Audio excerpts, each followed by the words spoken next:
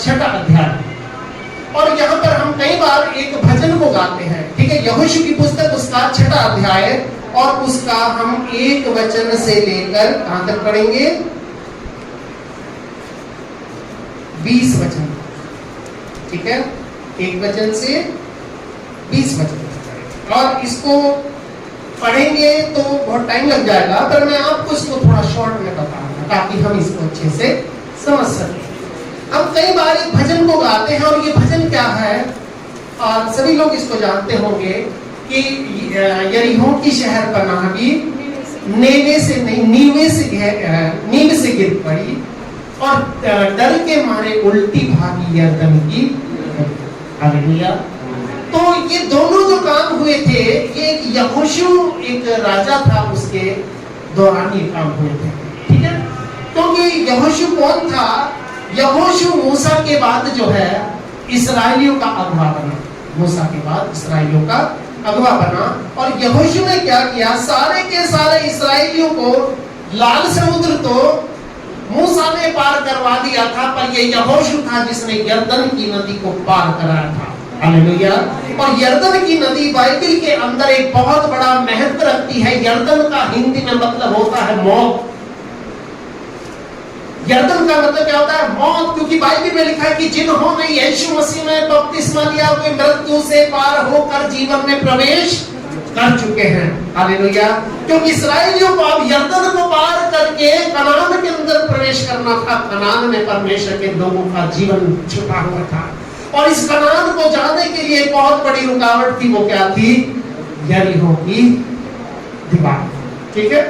और यरीहो जो है ये एक ऐसा जगह थी, ये एक ऐसा शहर था जो पूरी तरह से चारों तरफ से कवर्ड इसको किया हुआ था। और आपको बताओ, यरीहो की दीवार कोई छोटी मोटी दीवार नहीं। यरीहो की जो दीवार थी वो छोटी दीवार। यरीहो की दीवार 6 फीट चौड़ी थी। 6 फीट कितना होता है पता आपको? मेरी लंबाई से भी इतना ज्यादा, इतनी चौड़ी ये दीवार थी, और 18 फीट ऊंची ये दीवार थी। 18 फीट कितना होता है? ये हमारा 12 फीट पे ये छपा हुआ है, 11 फीट पे, तो और इससे ऊपर लगा लो आप। 18 फीट वो ऊंची दीवार थी, और आपको पता है कि वो दीवार कम से कम 10 फीट वो नींव खोद करके बनाई गई थी। कितनी? 10 फीट उसकी नींव खोदी गई थी, क्योंकि ये दीवार उस शहर के लिए बहुत महत्वपूर्ण थी। ये दीवार उसके लिए रक्षा का काम करती थी। ये दीवार उसके लिए एक प्रोटेक्शन का काम करती थी, ताकि कोई भी शत्रु जो है इस यरीहो के अंदर घुस नहीं सकता था। और चूंकि ये लोग इस दीवार के कारण से बेफिक्र हो गए थे, इसलिए इनको शत्रु का डर दिमाग से निकल गया था। और शत्रु के डर जब दिमाग से निकल गया था, तो परमेश्वर का भी डर इनके दिमाग से निकल गया था। इनको अपनी दीवार के ऊपर भरोसा होने लगा था कि कोई नहीं, हमारे पास तो मजबूत दीवार है, शत्रु हम पर आक्रमण कर ही नहीं सकता। इसलिए ये अपने उस देश के अंदर, उस शहर के अंदर मनमानी जिंदगी को जीते थे, अपने मन के हिसाब से उस देश के अंदर चलते थे। आपने यीशु मसीह ने एक कहानी को भी बताया कि एक मनुष्य यरूशलेम से यरीहो को, इसका मतलब कि यरीहो में कुछ वो होता था जो यरूशलेम में नहीं होता था। यरीहो के अंदर उल्टे सीधे सारे काम अलाउ थे। मूर्ति पूजा होती थी, जुआ खेला जाता था, नाच गाने चलते थे। लेकिन यरूशलेम से कुछ लोग होते थे जो यरीहो की तरफ चले जाते थे। और यरीहो का हिंदी में मतलब होता था सिटी ऑफ पाम, यानी कि खजूरों का शहर। मतलब ये देखने से बड़ा सुंदर शहर था। इसलिए बहुत सारे लोग जो है क्या करते थे, जब इजराइल के अंदर, जब यरूशलेम के मंदिर में आराधना होती थी, सबकी आंख बंद होती थी, और कुछ लोग जो यरूशलेम में जाते तो थे, पर वो यरूशलेम के कभी नहीं होते थे। आंख सबकी बंद होते, पीछे से खिसकने लगते थे। जैसे हम भी कई बार स्तुति आराधना करते हैं, तो वो बहुत अच्छा मौका होता है हम लोगों के लिए। कोई पेशाब चला जाता है, तो कोई इधर उधर घूमने चला जाता है, कोई फोन पे बात करने चला जाता है। लेकिन इसी तरह से कुछ लोग वहां से खिसक जाया करते थे, और उस समय आराधना हजारों लोगों में होती थी, 40-50 में नहीं होती थी। और उन हजारों में से लोग सोचते थे कि चलो यार यहाँ नहीं खड़ा होगा, वहां खड़ा होगा। जैसे यीशु के माता पिता सोच रहे थे कि भाई हमारा यीशु खो या नहीं गया, शायद और कुटुंबियों के साथ इधर उधर घूम रहा होगा, क्योंकि उस समय चर्च सुबह से लेकर शाम तक चलता था। सबका खाना पीना वहीं पर होता था। और इसीलिए ये व्यक्ति जब यरूशलेम से यरीहो को चले जाते थे, ये सोच करके जाते थे कि शाम तक तो कोई दिक्कत ही नहीं है। लोग सोच रहे होंगे अपने दोस्त के साथ खड़ा होगा, कहीं कोने में स्तुति आराधना कर रहा होगा, किससे मिल रहा होगा, कुछ कर रहा होगा। तो उनको ये उम्मीद होती थी कि ये व्यक्ति यही था। लेकिन वो व्यक्ति खुदा को छोड़कर कहां चला जाता था? यरीहो में चला जाता कि चलो आज नाच गाने देख के आएंगे, आज मौज मस्ती करके आएंगे, आज ये वो करके आएंगे, वो करके आएंगे। तो मेरे कहने का मतलब है, जब यरीहो की तरफ जा रहा था तो क्या हुआ? डाकू ने उसे घेर लिया। इसका मतलब यरीहो के रास्ते में डाकू रहते थे जो इंसान को बर्बाद कर देते थे, इंसान का सब कुछ छीन लेते थे और उसको शक्ल दिखाने का भी नहीं छोड़ते। बाइबल में लिखा ना कि डाकू ने से घेर लिया और क्या करा? मारा पीटा। सबसे पहले उसके कपड़े उतार लिए ताकि भाग ना सके, ठीक है, ताकि भाग ना सके, कम से कम अंधेरे तक तो यहीं छिपा ले। और मार पीट कर रत्नुआ करके छोड़ दिया।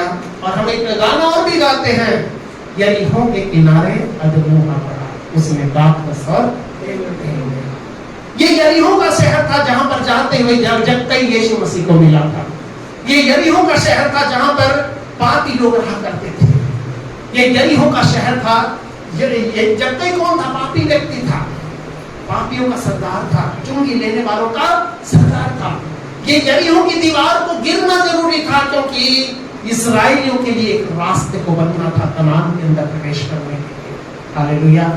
तो इसलिए जब हम इस वचन को पढ़ते हैं तो इस वचन को थोड़ा सा मैं चाहूंगा कि जब हम इस वचन को पढ़ें बड़े ध्यान से पढ़ेंगे। पहला वचन हम पढ़ेंगे, क्या लिखा है इसमें? यरीहो के सब फाटक इस्राएलियों के डर के मारे लगातार बंद रहे। क्यों बंद रहे? क्योंकि अब यहोशू के साथ साथ जो इस्राएली लोग थे उन्होंने यरदन की नदी को क्या कर लिया था? पार कर लिया था। और यरदन की नदी कैसे पार हुई थी? जब यहोवा की वाचा का संदूक आगे आगे चल रहा था तो जैसे ही उनके कदम उस नदी में पड़े तो यरदन की नदी उल्टी बहने लगी। हालेलुया। यानी कि यरदन की नदी ने उन लोगों को क्या दे दिया? रास्ता दे दिया। इसीलिए क्योंकि अब परमेश्वर के लोग का नाम देश के अंदर क्या करेंगे? प्रवेश करेंगे। क्योंकि परमेश्वर के लोगों के लिए वो एक प्रकार का बपतिस्मा था। यीशु मसीह ने बपतिस्मा कहां लिया पता है आपको? यरदन की नदी ने लिया। यीशु मसीह ने किसी टैंक में, किसी गड्ढे में बपतिस्मा लिया? यीशु मसीह भी कह देता था यार 4 फावड़े मारो, यहीं पे गड्ढा खोदो, यहीं पानी डालो, मैं भी यहीं पे क्या ले लूंगा? बपतिस्मा ले लूंगा। लेकिन यीशु ने बपतिस्मा कहां लिया? यरदन नदी में लिया। और यरदन नदी मौत को दिखाती है। इसलिए बाइबल में लिखा जितनों ने यीशु मसीह में बपतिस्मा लिया, समझो उसकी मौत का बपतिस्मा लिया, आपको मृत्यु से पार होकर जीवन में प्रवेश कर चुके हैं। अब मृत्यु से तो पार हो गए थे, लेकिन एक बहुत बड़ी परीक्षा आ गई थी। जब कई बार हम पानी का बपतिस्मा लेते हैं, हमारे सामने भी एक बहुत बड़ी परीक्षा जाती है और उस समय शैतान हमें सीधा उठा के जंगल में ले जाता है। बहुत सारी चीजों में हमारा विश्वास परखा जाता है। अब आगे क्या था? एक यरीहो की दीवार थी। वो दीवार ऐसी थी उसको तोड़ नहीं सकते थे। और आपको मालूम है जब पहले दीवार हुआ करती थी किलों की, आपने लाल किले की भी दीवार को देखा होगा, गौर से कभी देखा हो, उस दीवार के चारों तरफ एक पानी के लिए जगह छोड़ रखी है। उसमें पानी भरा रहता था ताकि शत्रु डायरेक्ट चल करके वहां तक ना पहुंच सके। पहले उसे पानी में तैर करके जाना पड़े और इतना पानी की आवाज आएगी, इतना ऊपर जो खड़े जो लोग हैं उसको मार देंगे। यानी कि किलों को बहुत सेफ बनाया जाता था, बहुत सुरक्षित बनाया जाता था ताकि शत्रु यहां तक ना पहुंच सके। तो इसलिए जब इन यरीहो के लोगों को पता चला कि इस्राएली लोग ने यरदन को पार कर लिया तो उन्होंने क्या किया? डर के मारे अपने फाटकों को क्या कर लिया? बंद कर लिया। क्यों? क्योंकि इनको मालूम था इनके साथ यहोवा की वाचा का संदूक आ रहा है। इसका मतलब ये भले ही कम है लेकिन इनके साथ परमेश्वर खुद चल करके आ रहा है। हालेलुया। और इसीलिए हम यहाँ पर इस वचन के अंदर देखते हैं, और कोई बाहर और भीतर जाने नहीं पाता था। लेकिन जब परमेश्वर ने एक वचन को दूसरे वचन में दे दिया, क्या कहा? फिर यहोवा ने यहोशू से कहा, सुन, मैं यरीहो को उसके राजा और सूरवीरों समेत तेरे वश में उसमें कर देता हूँ। हाँ, फिर परमेश्वर ने यहोशू से कहा, सुन, एक काम कर, यहाँ इस पूरे के पूरे यरीहो को, इसके राजा को, इसके जितने शूरवीर हैं तेरे वश में कर देता हूँ। आगे। हाँ, इसलिए तुम में जितने योद्धा हैं, हाँ, नगर को घेर ले, हाँ, और उस नगर के चारों ओर एक बार घूम आए, हाँ, और 6 दिन तक ऐसा ही किया करना। तो एक काम करना, इस नगर के चारों ओर एक बार क्या कराओ, घूम के आ जाओ। लड़ना नहीं है, कोई पत्थर उठा के नहीं फेंक देना, कोई दीवार पे खड़ा हुआ हो शूरवीर, उससे लड़ाई नहीं करना। क्या करना है, बस घूम के आ जाओ। और लिखा है उन्होंने 6 दिन तक ऐसा नहीं किया। हालेलुया। ये 6 दिन का मतलब क्या था? परमेश्वर ने मनुष्य को जब बनाया, उसको आज्ञा दिया था कि 6 दिन तक तो तू अपना काम करना, पर 7वां दिन तेरे परमेश्वर के लिए विश्राम का दिन है, उसमें ना तो तू, ना तेरा गधा, ना तेरा घोड़ा, उस दिन काम करने का दिन मेरा है। हालेलुया। क्योंकि उस दिन मैं काम करूंगा।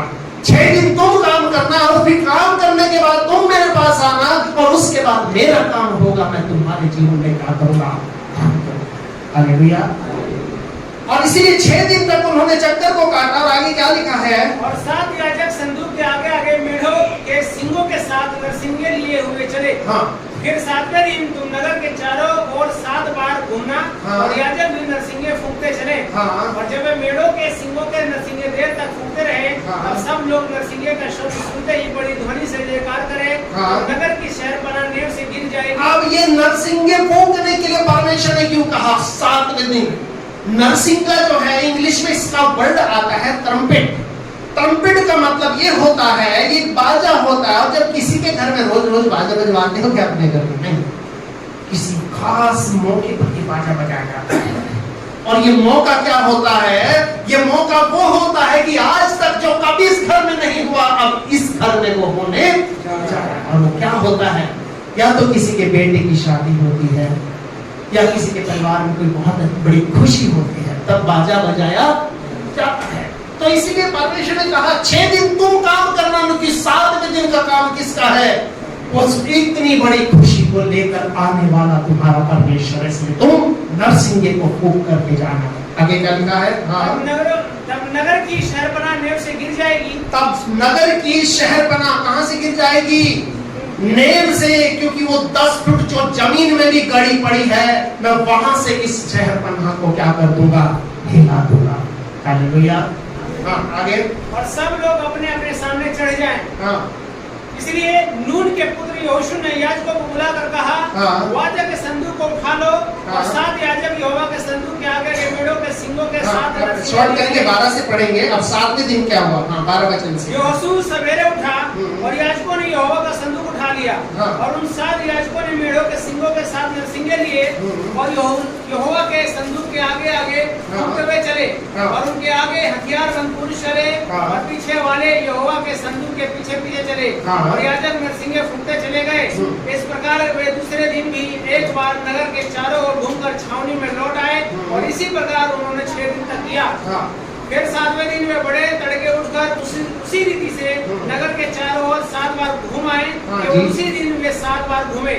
तब 7वीं बार जब याजक नरसिंगे फूंकते थे, तब यहोशू ने लोगों से कहा, जय जयकार करो, क्योंकि यहोवा ने यह नगर तुम्हें दे दिया है। हाँ, यानी कि जय जयकार करो, क्योंकि यहोवा ने ये नगर बिना लड़े तुम्हें दे दिया। हालेलुया। आगे क्या लिखा है? और नगर और जो कुछ उसमें है यहोवा के लिए अर्पण की वस्तु ठहरेगी। हाँ। केवल राहाब वेश्या और जितने उसके घर में हो वे जीवित छोड़े जाएंगे। सिर्फ एक परिवार उसमें से तुम्हें छोड़ना है, वो कौन है? राहाब नाम की वेश्या। अब प्रभु ने ये क्यों नहीं कहा कि भाई वहां पंडित जी का घर भी है, जरा पंडित जी को ठीक से निकाल लाना? तो परमेश्वर ने इसी को क्यों बचाया? क्योंकि इस स्त्री ने इनके जब भेद इस नगर के अंदर गए थे, उनके साथ भलाई करी थी और उनको बचाया था, छिपा लिया था अपने घर में। तो बाइबल में लिखा है कि परमेश्वर धर्मियों को नहीं लेकिन पापियों को बुलाने, और इसीलिए इसके घर को वहां से बचा लिया गया, और पूरे के पूरे घर को, पूरे के पूरे नगर को जला करके खत्म कर दिया गया, और कहां जितनी चीजें थी उनको लेकर यहोवा के भवन में रख दिया गया। हालेलुया। तो परमेश्वर ने इस नगर के ऊपर विजय को दिलाया।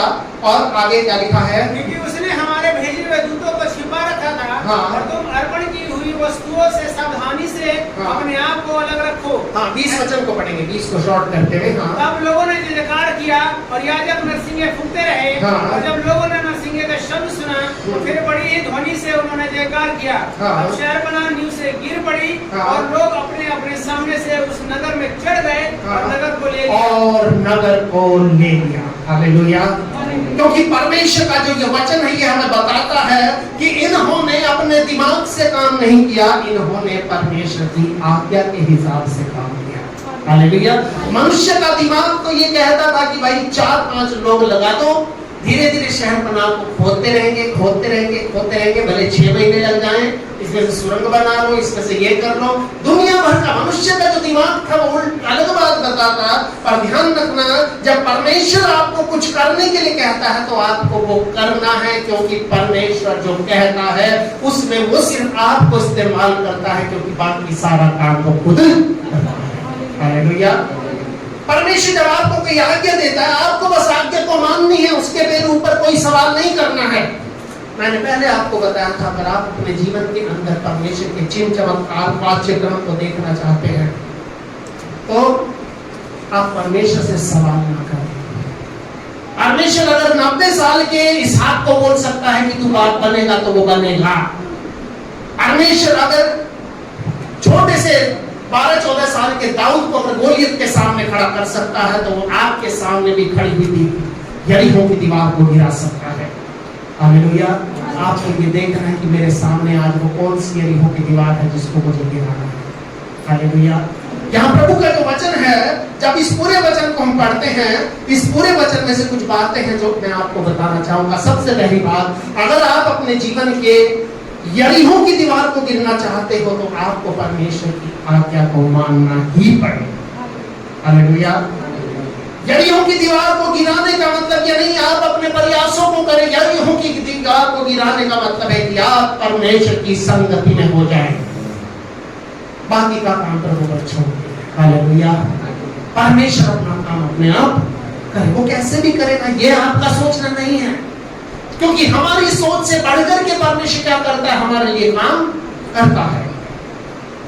पहली बात, अगर आप अपने जीवन में यरीहो की दीवार को गिरते देखना चाहते हैं तो आपको परमेश्वर की आज्ञा को मानना पड़ेगा। और परमेश्वर की आज्ञा क्या है? कितनी आज्ञा थी परमेश्वर ने? 10, लेकिन 10 को कितनी में बदल दिया कि भाई 10 तो तुम पूरी कर ही नहीं सकते, 2 ही कर दो। पहली कौन सी थी कि तू अपने परमेश्वर को अपने मन से, अपने हृदय से सबसे ज्यादा क्या करना, ये पहली आज्ञा है। दूसरी आज्ञा तो अपने पड़ोसी को अपने समान प्रेम करना, यानी कि जब पड़ोसी को प्रेम करेगा तो उसकी चोरी करना, उसके लिए झूठ बोलना, उसके लिए नुकसान करना छोड़ देगा। जब तू परमेश्वर से प्रेम करेगा तो अपने जीवन के अंदर सबसे पहला स्थान किसको देगा? परमेश्वर। तो अब हमें देखना है कि क्या हम परमेश्वर की इच्छा को पूरी करते हैं, उसकी आज्ञा को मानते हैं। और परमेश्वर की आज्ञा, परमेश्वर से प्रेम रखने का मतलब क्या है? परमेश्वर से प्रेम रखने का मतलब यह है कि प्रभु मैं दुनिया को छोड़कर तेरे साथ रहना चाहता हूं। हालेलुया। प्रेम रखने का मतलब, एक छोटा बच्चा अपने माता पिता से प्रेम रखता है, उसका प्रेम की पहचान ये होती है कि वो अपने माता पिता के साथ रहना।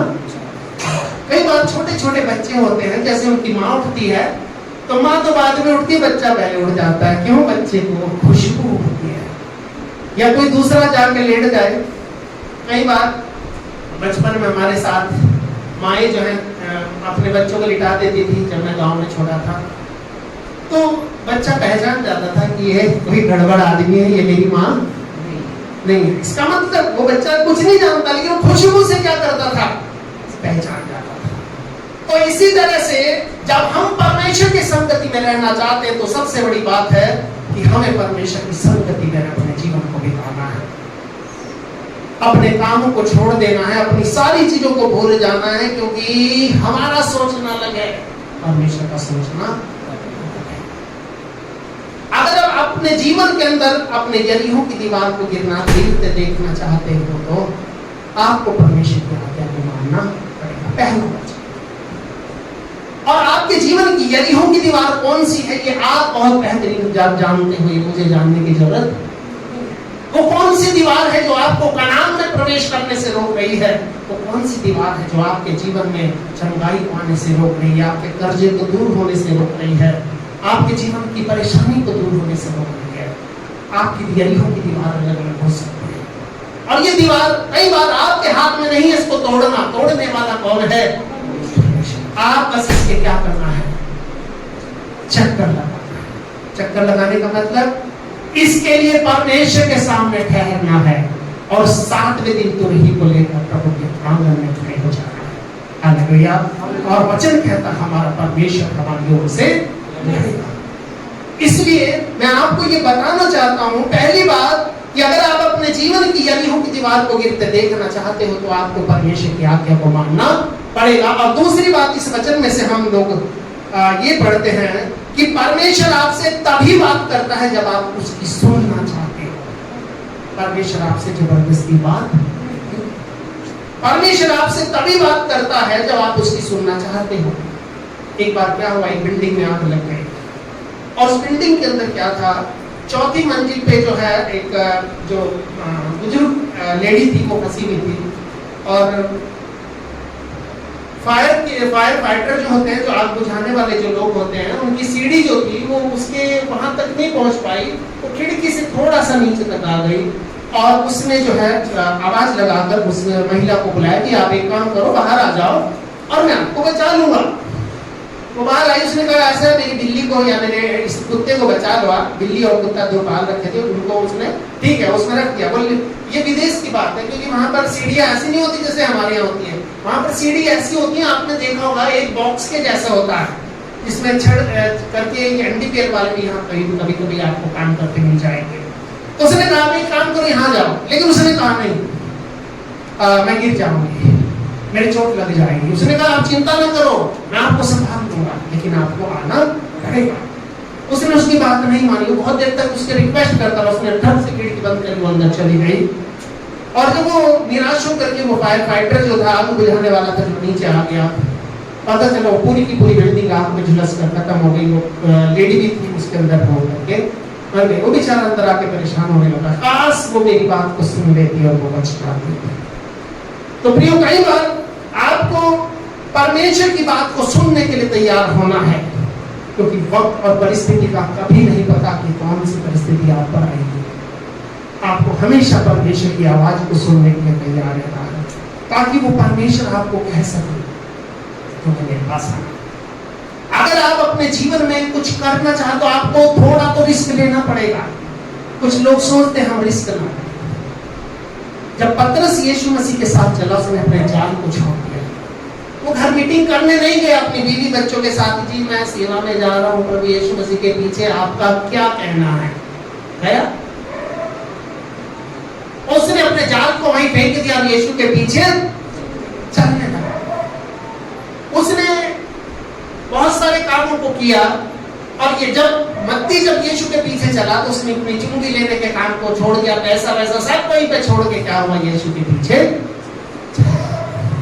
तो ये क्या था? ये जब प्रभु के साथ में हम चलते हैं तो हमें थोड़ा रिस्क लेना, और जब प्रभु के भवन में आते हैं तो हमें थोड़ा सा रिस्क लेना पड़ेगा। हम कई बार सोचते हैं शायद घर में कोई घुस ना गया, ताला भी ठीक से लगाया या नहीं लगाया, किचन खुला तो नहीं रह गया, बिल्ली तो नहीं घुस गई, दूध तो नहीं पी गई। कई बार हमारे दिमाग में ये सब बातें चलती रहती है, और इसलिए शैतान नहीं चाहता कि हम प्रभु की उपस्थिति में बैठकर उसकी आवाज को सुन सकें। इसलिए आपको अपने जीवन के अंदर परमेश्वर जब भी आपसे बात करेगा, जब आप उसकी सुनना चाहोगे। तीसरी बात कि परमेश्वर कोई भी काम अचानक नहीं करता। परमेश्वर सबसे पहले किसी काम को करने के लिए अपने दास लोगों पर प्रकट करता है, अपने वचन के द्वारा लोगों से बात करता है। परमेश्वर किसी भी काम को अचानक से नहीं करता।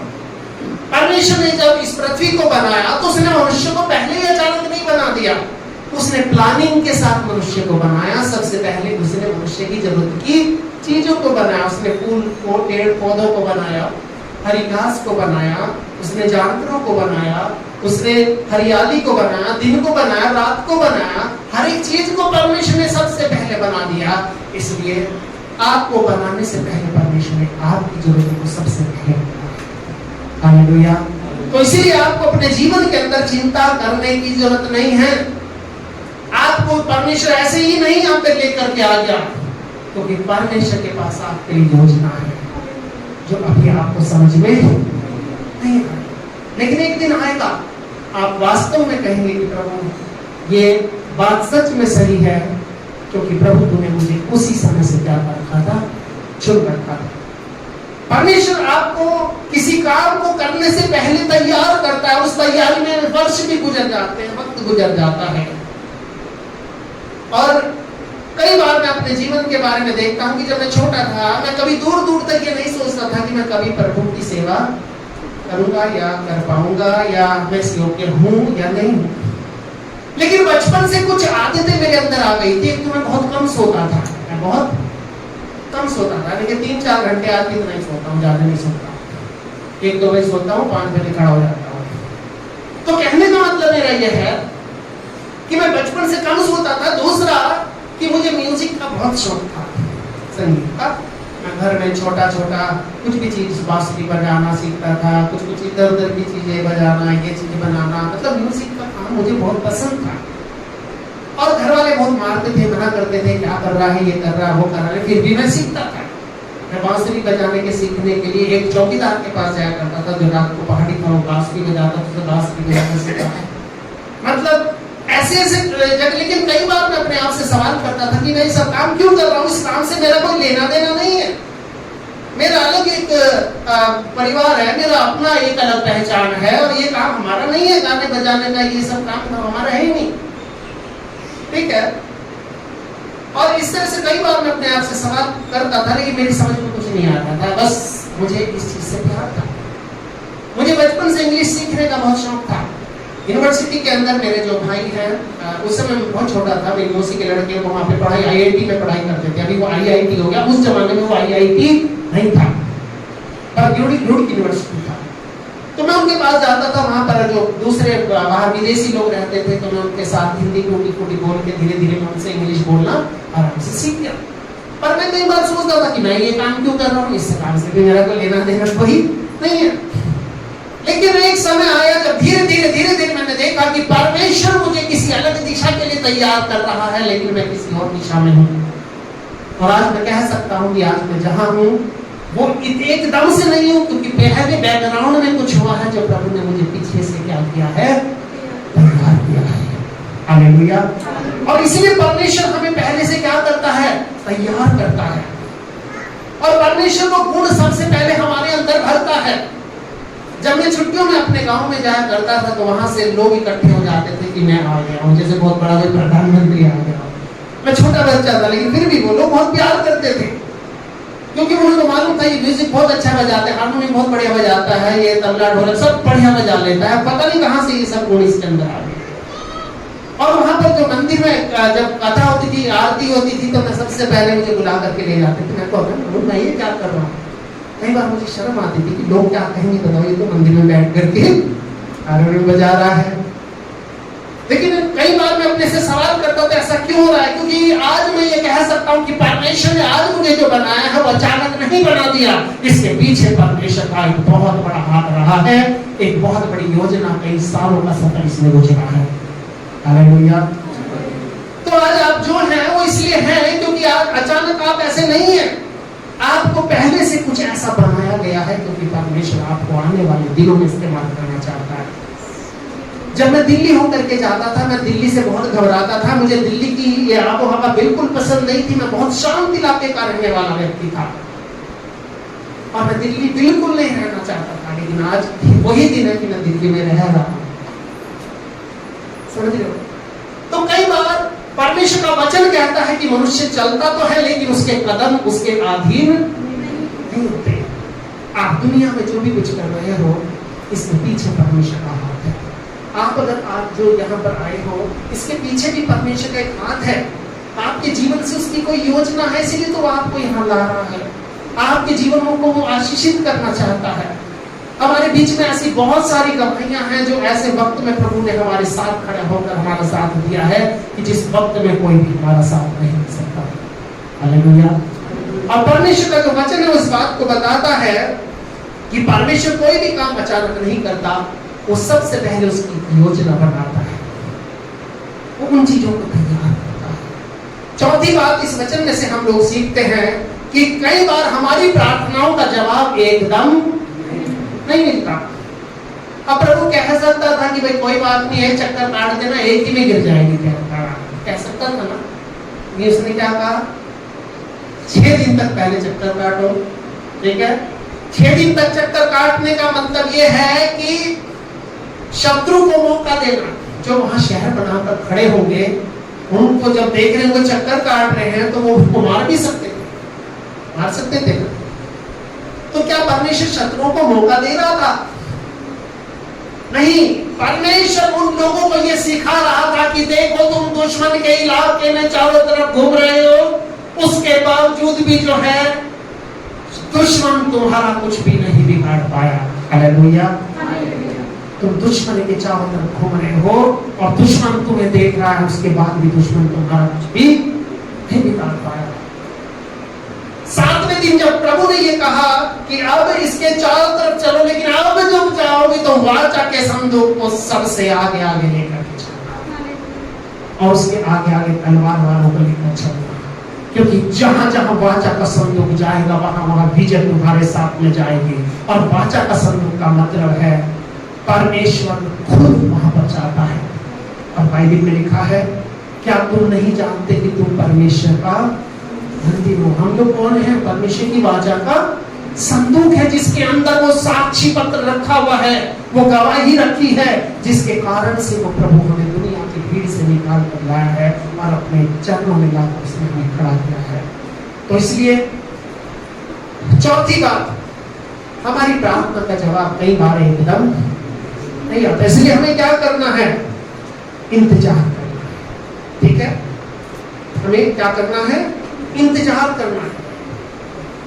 यशायाह की पुस्तक 40 अध्याय और उसके 31 वचन में लिखा है कि जो यहोवा की बाट जोहते हैं, हमें इंतजार करना है, सब्र करना है।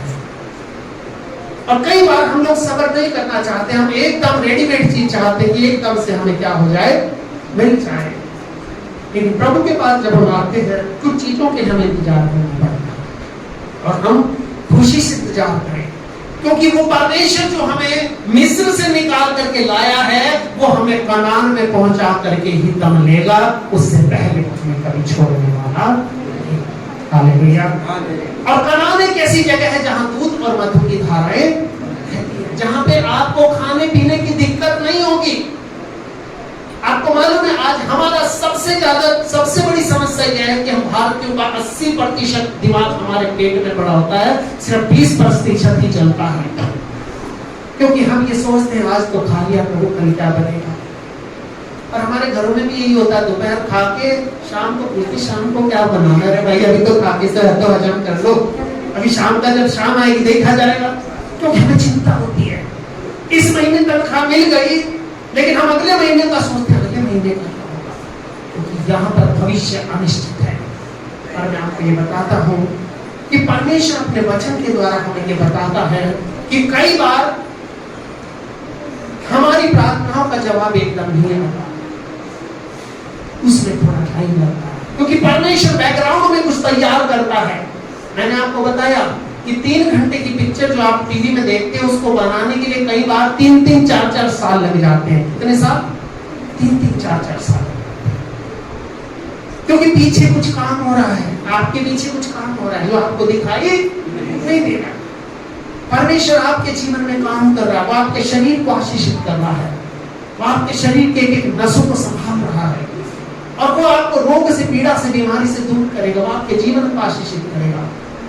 लोग आपको भले ही किसी नजरिए से देखते रहे, चाहे वो आपको बुरा बोलते हैं, भला बोलते हैं, लेकिन अगर आप परमेश्वर के लोग हैं तो परमेश्वर आपको आशीषित करेगा ही। हालेलुया। परमेश्वर आपको आशीषित करेगा और आपको आशीषित होने से कोई भी ज्यादा रोक नहीं सकता। पांचवी बात इस वचन में से हम लोग ये पढ़ते हैं कि परमेश्वर हमारे लिए काफी से भी ज्यादा है। वो लोग सोच रहे थे कि हम थोड़े से लोग हैं, चक्कर काटेंगे, इतने अच्छे हमारे पास हथियार भी नहीं है, लोग अमीर लोग हैं, 1 मिनट में ऊपर से ईंट भी मार दी तो 2-4 लोग तो वैसे ही मर जाएंगे, हमारे पास तो हाथ में कुछ भी नहीं है। लेकिन इनको मालूम था कि यहोवा हमारे, हम एक भजन भी गाते हैं, सेनाओं का यहोवा हमारे संग है। सेनाओं का यहोवा क्यों बोलते हैं? सेनाओं का यहोवा यूं बोलते हैं कि हमें अब सेना की जरूरत नहीं है, वो खुद सेनाओं का यहोवा हमारे संग है। हालेलुया। इसलिए आपको आपकी मुसीबत, आपकी परेशानी के अंदर किसी चीज की जरूरत नहीं, आप अकेले ही काफी हो। हालेलुया। क्योंकि वचन में लिखा है कि हम काफी से भी ज्यादा हैं और परमेश्वर हमारे लिए काफी से भी ज्यादा है। जब गोलियत को मारने के लिए दाऊद चला था तो दाऊद को तलवारों की जरूरत नहीं थी। दाऊद को सिर्फ परमेश्वर की जरूरत थी, क्योंकि इसको विश्वास था कि मेरा परमेश्वर मेरे लिए काफी से भी ज्यादा है। जब दानियल को शेरों की मांद के अंदर गिरा गया था तो दानियल को घबराने की जरूरत नहीं थी, उसको मालूम था कि मेरा परमेश्वर मेरे लिए काफी से भी ज्यादा है और शेर भी उसका कुछ भी बिगाड़ नहीं सके। इसलिए आपके जीवन में जब कभी यरीहो की दीवार आकर खड़ी होती है, आपको ये सोचना है कि मेरा परमेश्वर मेरे लिए काफी से भी ज्यादा है। जब इतनी सारी भीड़ को खिलाने के लिए यीशु के चेलों के पास कुछ भी नहीं था, पर एक बालक ने अपनी 5 रोटी 2 मछली दे दिया और यीशु ने कहा कि सबको बैठा दो, बस बहुत है, क्योंकि काफी से भी ज्यादा है। और उन लोगों को कितना खिलाया, सब खाकर जब तृप्त हो गए तो उन्होंने कितनी टोकरी उठाई? 12 टोकरी उठाई, उन चेलों को बताने के लिए कि हम और हमारा परमेश्वर जब मिलकर स्नान करते हैं तो वो हमारे लिए काफी से भी ज्यादा है। हालेलुया। इसलिए आपको घबराने की जरूरत नहीं है, आपको परेशान होने की जरूरत नहीं है कि परमेश्वर हमारे लिए काफी से भी ज्यादा है। आप भले एक हो चाहे आप भले दो।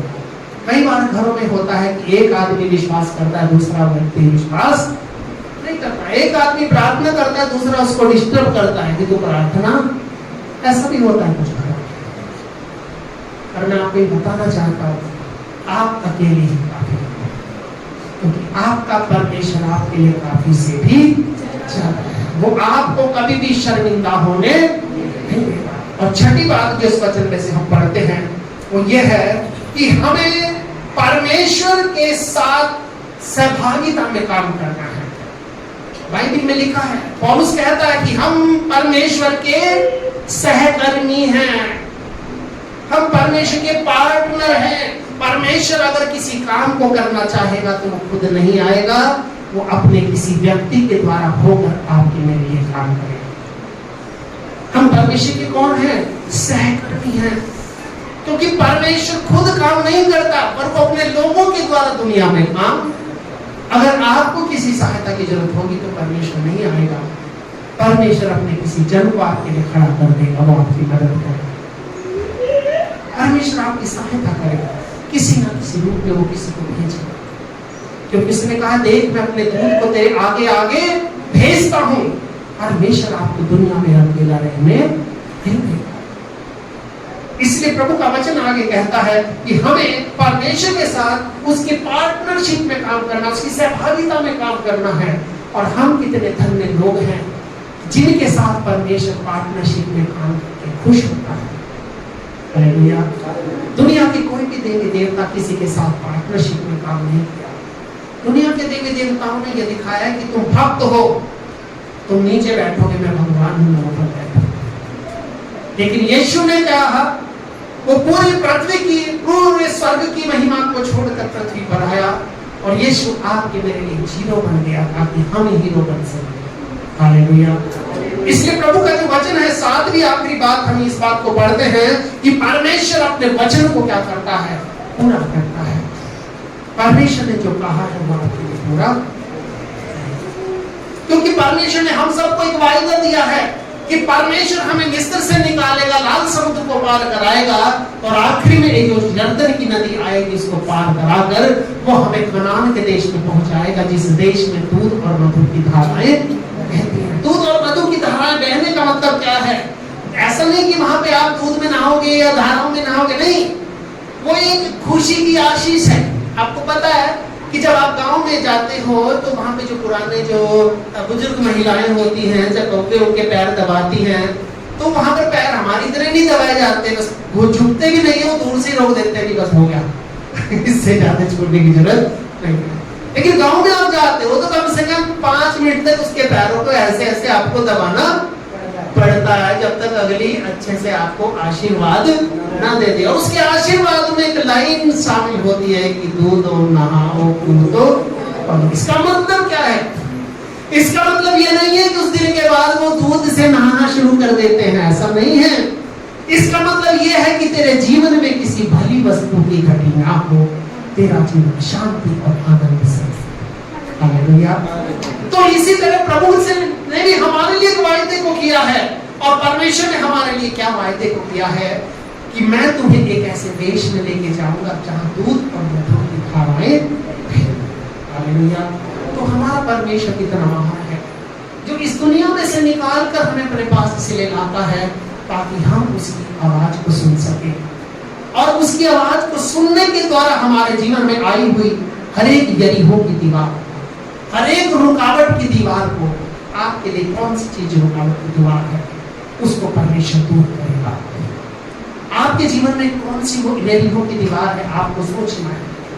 परमेश्वर उस यरीहो की दीवार को गिरा देगा, भले वो इंसान से गिराना नामुमकिन हो। आप सोचते हो 6 फीट मोटी दीवार जो 10 फीट जमीन के अंदर जिसकी नींव डली हुई हो, 18 फीट जो ऊंची हो, उसको कोई बुलडोजर भी तोड़ सकता है? नहीं तोड़ सकता, क्योंकि वो दीवारें ईंटों की नहीं बनी होती थी, वो दीवारें पत्थरों की बनी हुई होती थी, जिनके अंदर अगर बुलडोजर लगेगा भी तो उसमें से चिंगारी निकलेगी, उसका लोहा भी मुड़ जाएगा।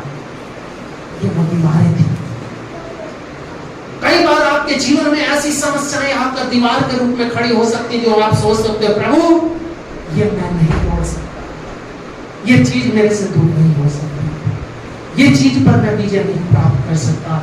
लेकिन परमेश्वर आपके साथ है। परमेश्वर का वचन कहता कि तुम्हें कुछ नहीं करना है, बस तुम्हें प्रार्थना में जीवन को बिताना है, मेरी संगति में बैठे और बाकी का काम मैं करूंगा। तुम मेरा काम करो और मैं तुम्हारा काम करूंगा। तुम मेरे घर को बसाओ और मैं तुम्हारे घर को बसाऊंगा। हालेलुया। तुम मेरे काम की चिंता करो, मैं तुम्हारे काम की चिंता करूंगा। और इसी तरह परमेश्वर जो है आपके और मेरे जीवन के अंदर आशीष से बचाता है। और हम भजन गाते हैं, यरीहो की शहर पनाह लेने से ढह गई और डर के मारे उल्टी भागी। वो क्यों भागी? क्योंकि जब प्रभु की उपस्थिति आती है तो हमारा जीवन आशीषित होता है। जब परमेश्वर की उपस्थिति आती है तो हमारे जीवन बदल जाता है, हमारी परिस्थितियां बदल जाती हैं, और वो हम नहीं बदलते, हमारा परमेश्वर बदलता है। जिसको हमसे कोई पैसा नहीं चाहिए, जिसको हमसे कोई ऐसी चीज नहीं चाहिए जो हमारे लिए मुश्किल हो, बस परमेश्वर को हमारी उपस्थिति चाहिए, उसको हमारी ओर से दिया हुआ सम्मान चाहिए। हमें प्रभु को सम्मान देना है। सम्मान हम कैसे दे सकते हैं? प्रभु इस दुनिया में मुझे तूने जीने के लिए 24 घंटे दिए हैं, मैं अच्छे से रहा हूँ। 12 घंटे चलो मैं सो गया, लेकिन फिर भी 1 घंटा 20 मिनट दे रहा है। थोड़ा समय प्रभु के चरणों में हम बैठ जाए और उसके साथ संगति में अपने समय को हम लोग, वो प्रभु अगर हमें 100 रुपए देता है तो उसमें से 10 रुपए प्रभु को दे दे कि प्रभु इस 10 रुपए से तेरा कोई भला नहीं होने वाला, पर ये मेरा एक आदर है तेरे लिए, क्योंकि तूने मुझे इस योग्य बनाया। प्रभु ये 100 रुपए आज मैंने कमाए। हालेलुया। और जो भी कुछ आप प्रभु के हाथ में दे दोगे, आप याद रखना कि परमेश्वर उसको कहीं गुना करके आपको ही वापस लौटा देगा, क्योंकि उसको अपने बच्चों की शादी करने के लिए नहीं जोड़ना, उसको इकट्ठा नहीं करना। उसके तो बच्चे भी आप हो, उसका परिवार भी आप हो, उसका जीवन भी आप हो, उसका घर भी आप हो। हालेलुया।